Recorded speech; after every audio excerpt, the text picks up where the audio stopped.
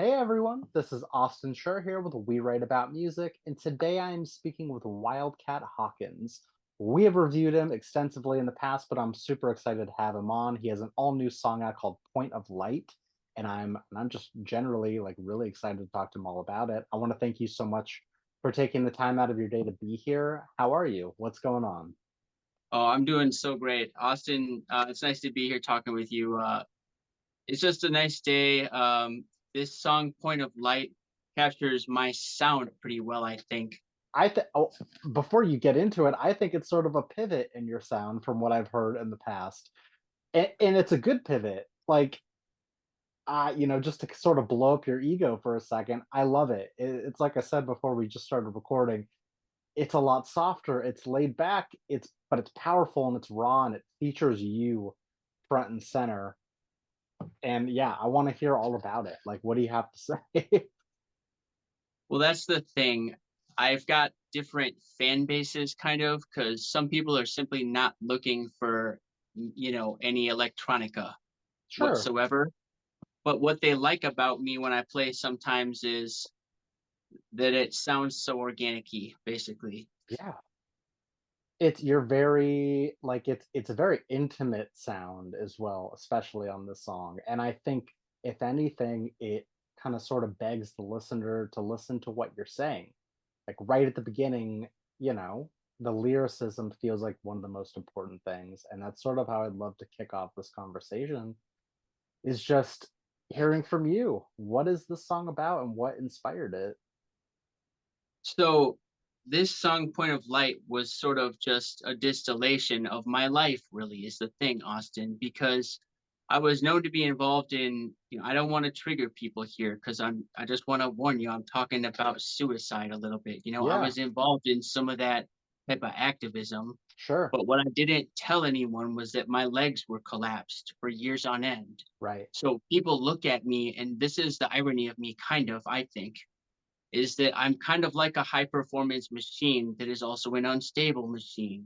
Yeah. So when they see me doing party tricks and I'm dancing, they think that I'm like people look at me, they think it's like a Viking warrior and that I can do no wrong or something. But what they don't Sure. know is that I feel like a bag of bones because my Yeah. legs are collapsed because I have hypermobility is the thing. So this is correlated with Tourette syndrome. So I simply did not know that I had TS until I was 38 years old is the thing. Wow. Because this condition is very misunderstood because what most people believe is that if you don't look like a scene from the movie What About Bob, that you must It's not have true. TS. But the truth is that more often than not, if you've got this condition, and there are a lot of comorbidities that go with it, so it looks different from person to person is the thing. And it's even more vexing because it comes and goes. So when you think of an individual with restless leg syndrome, that might not be readily apparent that they have that when you look at them at first. Sure. And TS is kind of like restless leg syndrome with a whole body, but it affects my brain as well. So I'm one of the people that does have deviant stuff coming out of my mouth, kind of like Mahmoud Abdul Rauf is the thing. So, like, if you matched up against Mahmoud Abdul Rauf, all you would think was he talked more shit than the average player is the thing. I And understand. it could be, it's not a random swearing. So that's why I didn't know I had the condition, but I suspected it for a long time. And it wasn't until I found out I had TS that I realized the reason why my legs are collapsing must be because of the fact that I'm hypermobile because these things are correlated.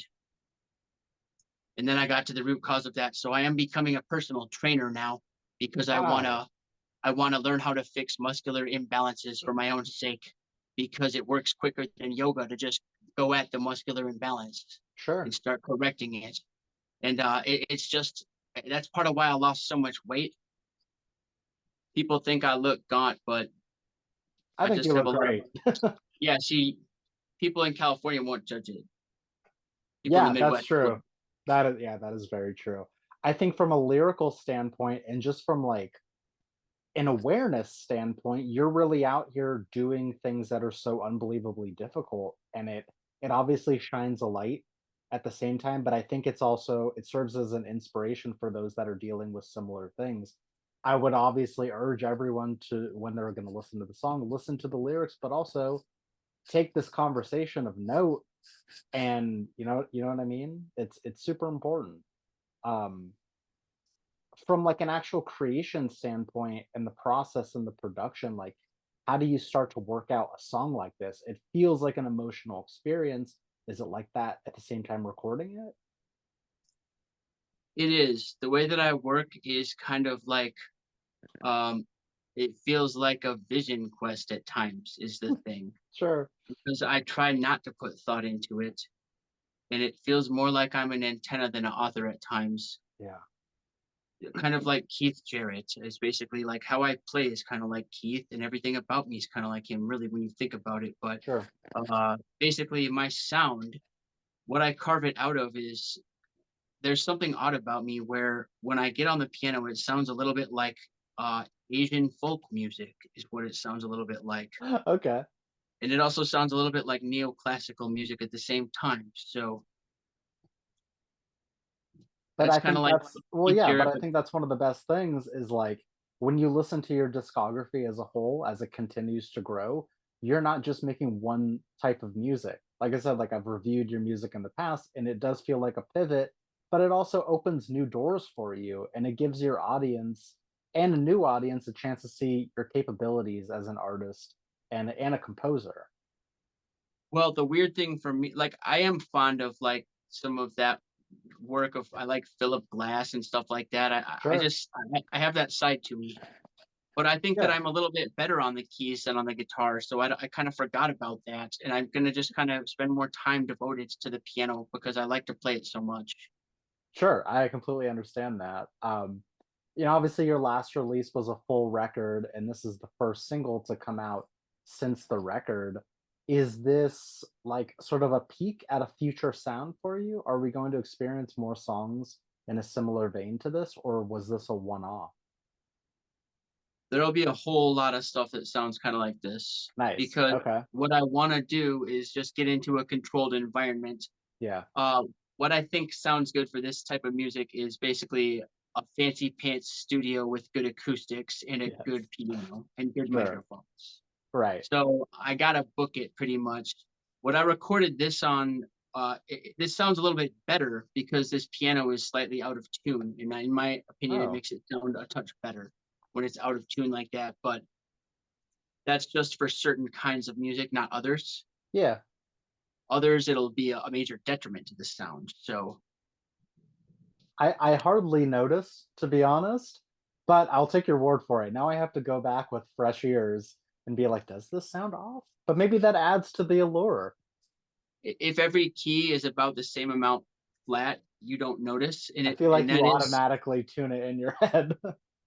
well, a lot of my music is without saying too much, it has kind Yeah, of like an occult type of connotation to it. And okay, John Frusciante sometimes likes to have his strings a little lower, okay, and I think it's kind of a spiritual thing for me. Is why I'm drawn to recording on this piano in particular. sure. But like as I was saying, there's more stuff coming. So Yeah, what's coming is to be kind of a cleaner, tighter type of sound with more reverb and stuff. So that's nice. what I want in the future. Right, and I'm excited to hear whatever it is whenever it happens. No rush on releasing new music because I know the process that it brings. I do kind of want to know though, like over the years, with everything that you've dealt with and overcome, have you found that your actual process of creating music has changed? Has it always started with a piano, or has it started with lyricism? How does it work for you on the back end? So basically, what I try to do is some improvising, Sure. and when I'm improvising something, that's when I feel inspired. That's when I Okay. know whether I feel it or not. When there's no pressure, I love that. that's how I find it. That's And how it then once should I be. feel like, well, I mean, every time I've tried to aim at something, Sure. I've created something that just felt kind of like a product. Yeah. So basically, like it could be really good actually, but it just seems crafted. It just I seems understand. crafted. Yeah, but I mean, I mean, you're not the first person I've spoken to that's had songs born out of improvisation. You know what I mean? Because I feel like sometimes if you sit down and you're like, I'm gonna make a song today, that's when you're the least creative because you're forcing it. But if you're just feeling the flow and letting things happen and recording yourself and you find like, for example, like a 30-second section, you can build an entire song off of that. And it kind of just like, you know what I mean? It depends on everyone's workflow. That's exactly how I do it, just about. Yeah, I mean, because what really matters to me as a composer is the bricks, and it's not just the bricks. It's I think of it in terms of two measures. right. You can put something in two measures, can be extrapolated to a 4 minute song sometimes. Yeah, And I write based, I write something to go off of what came to me first, and create a composition by adding pieces to what I know is feels like it should be a central thesis just about. I understand. I love it. It's so interesting for me to get to kind of hear how people make music because I mean, there's millions of artists out there, but whatever works for you seems to work the best, and it's still happening. And also, it's always changing. You might find a year from now that you completely change the process, and who knows? But in the meantime, you sort of found what works, and I think that's a beautiful thing. Um, now that you've built up this discography and you're continuing to release, um, have you played live? Is that something that you have done or want to do? I've played a decent amount of shows, but I don't really like how it feels that much to be up there when my legs are collapsing kind of. So Yeah, I did a gig in a chair at Brick House Pub in Eau Claire where I live in Wisconsin, and sure. that was like it was a pretty good gig. I played for like 3.5 hours nonstop on my baritone acoustic guitar, and Wow. it was okay. I Yeah, like yeah, I yeah. like I like playing the guitar a lot, and I Yeah, had a band I used to play with and stuff, but uh, there's just a lot of fucking drama in my life and stuff, so that totally. it was like I feel kind of like David Bazan. He wrote this song, "Fewer Moving Parts." No, "Fewer Broken Pieces" is what it's called. He Okay. says he can't stand to be in this band Pedro the Lion because when there's too many people, it's too hard to get. It's so much easier to be a Yeah, solo artist. It's hard to have a team no matter what type of thing you're trying to do. exactly. No, I totally agree. And I feel like as a solo artist, like you're steering the ship. You decide what goes, you get to be the main creative outlet. I get it fully. When you are performing though, is there a song of yours that you most look forward to playing? There are a few. A lot of times I write songs and then I forget them. I've Sure. forgotten and I play them out live once or twice, and I've forgotten quite a few of them. Mostly because I was traumatized, but I didn't pick up on Yeah, that either. I didn't pick up on that until I ate a tab of acid a couple of years ago, and I picked up on it, and I that'll didn't do do it. anything. I didn't really do anything about it though, because I didn't. I remembered what happened, but I didn't accept it as a thing. So Yeah, I can't really get much done until I start working on this type of invisible wound work I have to do, which kind of sucks, but it sets me back. But at least I know it has to be done now. So exactly. Hey, it's all this about is making good. the realizations and moving forward. I respect it. Um, Every song I write is I just write it for my own healing. Is the thing. That's what it's about. Listen, so many people out there, they go to therapy, they write in diaries, they vent to friends, and some people make music, and that's their outlet. And that's one of the greatest things that you can do is like you don't know who's going to be listening to your music, who's going to relate to it, who is going to confide in it. And it's like, yeah, you're creating this art and this beauty for the world, and that's one of the greatest things that a human can do. No matter the type of art, it can be music, it can be art, it can be movies, it doesn't matter. But you're out there doing it. I appreciate that message, Austin, because one thing an artist can't help but run into in this world, and this is part of why I don't like living in the Midwest and why I want to come out to LA as soon as I Sure. can, Right. because well, I'm getting into modeling, so of course I have to be located in LA for God's sake. Of But course. well, yeah, but beyond that aspect of things, and the fact I'm trying to wear the bat suit after Robert Pattinson, that's There another you thing. go. Other than that, it's just the Midwest will continuously tell people you shouldn't be an artist.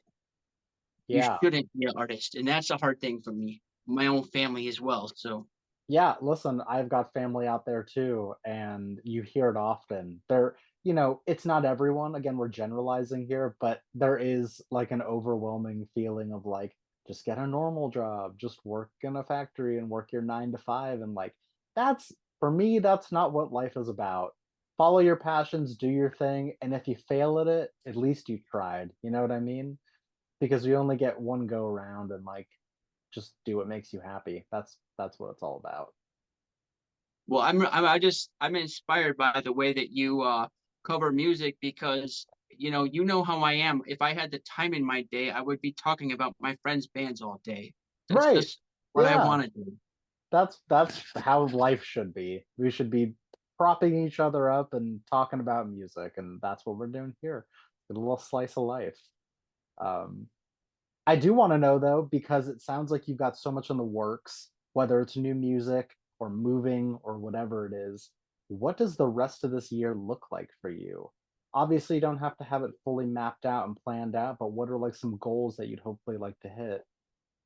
Well, one of my major goals is I want to create music with some other people. So, Love because that. I'm a producer, I think that it's only sensible that I would team with some other people because Sure. I had a mindset that I liked to be the mastermind and do everything completely by myself, like Brian Eno or something. But Yeah, I don't know if I have to do that all the time. I want to invite other people that if you want to meet me, if you want to talk to me, if you want to team with me for a song, sure. I've got all the stems from Goliath Laughed in my computer. There you That go. means a vocal can be added to any of that stuff. So people can talk to me if you want to, listen to my music like Brazen Serpent. I mean, that was one of my best ones I ever did, or any of those Awesome. ones. Just give them a listen and hit me up if we can do 50-50 deals is what I want to do. But I may go into the factory soon, just temporarily.